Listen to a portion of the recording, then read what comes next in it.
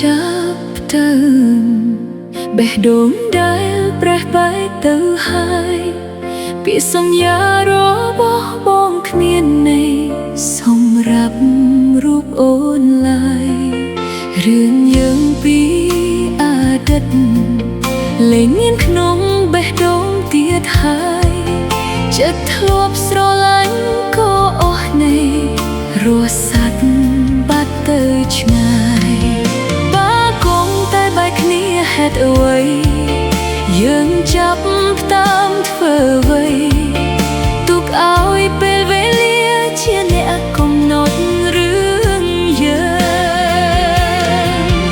បើនិស្ស័យយ៉ាងមានយើងនឹងជួបគ្នាដងទៀតគ្រាន់តែអូនដឹងថាយើងលែងជាសង្សារនឹងគ្នាអូនបែកពីបងព្រោះអូនមិនចង់ឈឺចាំអារម្មណ៍ជាសង្សារលែងមានទៀត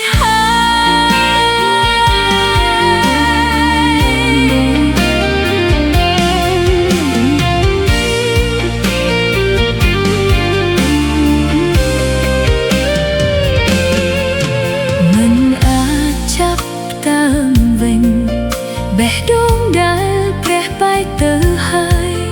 ពាក្យសន្យារបស់បងគ្មានន័យសម្រាប់រូបអូនឡើយរឿងយើងពីអតីត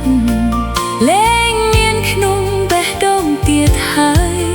ចិត្តធ្លាប់ស្រឡាញ់គ្នាក៏អស់ន័យរស់សាត់បាត់ទៅឆ្ងាយ